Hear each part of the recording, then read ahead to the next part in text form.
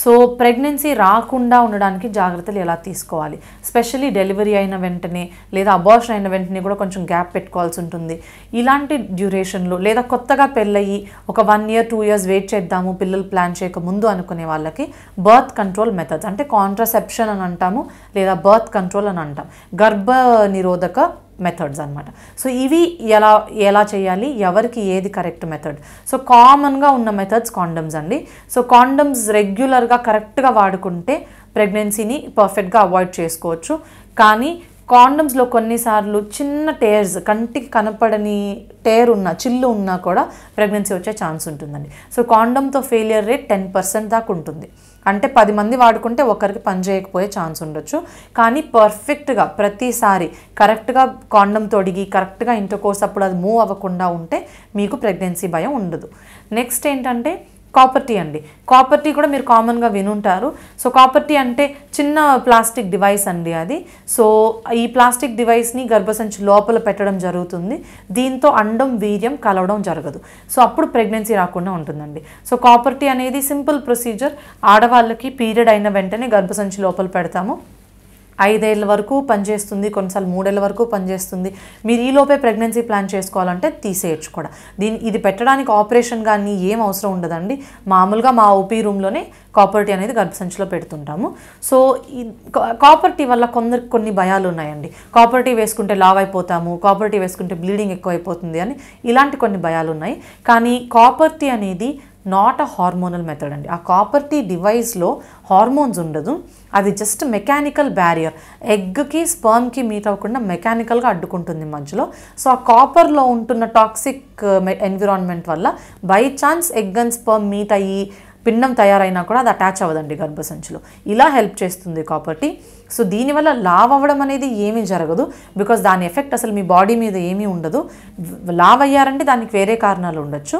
Plus copper tea వేసుకున్న వాళ్ళకి కొందరికి హెవీ బ్లీడింగ్ లేదా పీరియడ్స్ అప్పుడు పెయిన్ ఇది గమనిస్తూ ఉంటాం మనం. సో హెవీ బ్లీడింగ్ అంటే ఇది ఒక్కొక్కరి బాడీ టైప్ని బట్టి ఉంటుందండి, అందరికీ ఉంటుందని కాదు. వెరీ రేర్లీ ఫ్యూ మెంబర్స్లో, అంటే ఒక 100 మందికి కాపర్ టీ వేస్తే మేబీ 4కో 5కో కొంచెం ప్రాబ్లం చూస్తుంటామండి. కొందరు హెవీ బ్లీడింగ్ అంటారు, పెయిన్ డ్యూరింగ్ పీరియడ్ టైంలో పెయిన్ ఉండడము ఇలాంటివి చూస్తాము. అట్లా మీకు సిచ్యువేషన్ ఉంటే కాపర్ టీ బదులు వేరే ఏదన్నా ఆప్షన్ చూసుకోవచ్చండి. సో దాని బదులు అసలు కాపర్ టీయే వద్దు, కాపర్ టీ అనేది చాలా బ్యాడ్ అనేది ఉండకూడదు మైండ్లో. It is non hormonal method, బాడీకి ఏ ఎఫెక్ట్ ఉండదు, పర్ఫెక్ట్గా పనిచేస్తుంది కూడా. కాపర్ టీతో ఫెయిలియర్ రేట్స్ అనేది తక్కువ, 1% ఉంటుంది. కొందరికి వింటుంటాము కాపర్ టీ ఉన్నా కూడా ప్రెగ్నెన్సీ రావడం అనేది, అది రేర్ అండి. ఒక 1000 మందిలో ఒక్కరికి అలా అవుతుంటుంది. సో అది కూడా కాపర్ టీ లోపల పెట్టుకొని దాని ఎక్స్పైరీ డేట్ అయిపోయినాక మర్చిపోయిన వాళ్ళకి, అలాంటి వాళ్ళకి చూస్తుంటాం అనమాట కాపర్ టీతో పాటు గర్భం ఉండడం అనేది. సో ఇది రెండో మెథడ్. సో కామన్గా కాండమ్స్ అండ్ కాపర్ టీ అండి. ఇవి రెండు హెల్త్ పరంగా safe to use. So me body మీద ఏ ఎఫెక్ట్స్ ఉండదు కాబట్టి, ఫ్యూచర్లో వచ్చే ప్రెగ్నెన్సీకి ఏ ఎఫెక్ట్స్ ఉండదు కాబట్టి ఇవి సేఫ్ టు యూస్ అండి. సో ఇక ముందు వేరే ఆప్షన్స్ ఉన్నాయంటే అవన్నీ హార్మోనల్ మెథడ్స్ అండి. అంటే హార్మోన్ ట్యాబ్లెట్స్ కానీ లేదా హార్మోన్ ఇంజెక్షన్స్ కానీ ఇలాంటివి చూస్తుంటాము. సో హార్మోన్ ట్యాబ్లెట్స్ అంటే ప్యాకెట్లో 21 మాత్రలు ఉంటాయి, 3 వారాలు వేసుకోవాలి. ఆ తర్వాత 1 వారం గ్యాప్ వదిలిపెట్టాలి. ఈ గ్యాప్లో మీకు పీరియడ్ వస్తుంది, మళ్ళీ 3 వారాలు వేసుకోవాలి, వారం రోజులు గ్యాప్ పెట్టాలి. ఇలా ప్రతి నెల వాడుకోవాలండి ఈ ట్యాబ్లెట్స్. సో ఈ ట్యాబ్లెట్స్లో ఈ 3 వారాల్లో మధ్యలో ట్యాబ్లెట్స్ మర్చిపోయినా, మిస్ అయిపోయినా కొన్ని అట్లాంటి సిచ్యువేషన్లో సరిగ్గా పనిచేయదండి. సో దీంతో ప్రాబ్లం ఇదే, కొందరు చాలాసార్లు మర్చిపోతుంటారు వేసుకోవడం. ప్రతిరోజు టైం టు టైం వేసుకుంటేనే అది ఎఫెక్టివ్గా పనిచేస్తుంది.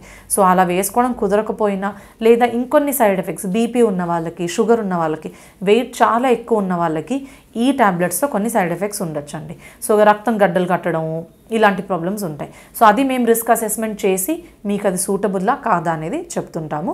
నెక్స్ట్ ఇంజెక్షన్స్ అండి. హార్మోన్ ఇంజెక్షన్ 3 నెలలకు ఒకసారి వేసుకునే ఇంజెక్షన్ చాలామంది వినే ఉంటారు. సో ఈ ఇంజెక్షన్తో కొన్ని సైడ్ ఎఫెక్ట్స్ డెఫినెట్లీ ఉంటాయి. ఎంత కాదన్నా అది హార్మోన్ కాబట్టి మీ బాడీలో హార్మోన్ డోస్ హై డోస్ 3 నెలలకు సరిపడా ఒకే సింగిల్ షాట్లో ఇంజెక్షన్ ఇస్తాం కాబట్టి కొందరికి సైడ్ ఎఫెక్ట్స్ ఉంటాయి. వెయిట్ గెయిన్ అవ్వచ్చు, బ్రెస్ట్ టెండర్నెస్ ఉండొచ్చు, అంటే రొమ్ములో నొప్పి ఉండొచ్చు. సో కొందరికి పింపుల్స్ ఎక్కువ రావడము, కొందరికి ఒళ్ళు నీరు చేరడము ఇలాంటి ప్రాబ్లమ్స్ చూస్తుంటాము. అందరికీ ఉండవు, కానీ కొందరికి బాడీ టైప్ని బట్టి చూస్తుంటాం అన్నమాట. సో ఇవన్నీ గర్భనిరోధక మెథడ్స్ అండి, అంటే ప్రెగ్నెన్సీ రాకుండా ఉండే మెథడ్స్. సో మీరు గైనకాలజిస్ట్ని కలిసి, కాండమ్స్ మీ అంతకు మీరు యూస్ చేసుకోవచ్చు, బట్ మిగతా మెథడ్స్కి గైనకాలజిస్ట్ని కలిసి మీ సిచ్యువేషన్లో, మీ హెల్త్ ప్రొఫైల్లో మీకు ఏది పర్ఫెక్ట్గా సూట్ అవుతుంది అనేది డిస్కస్ చేసి వాడుకోండి.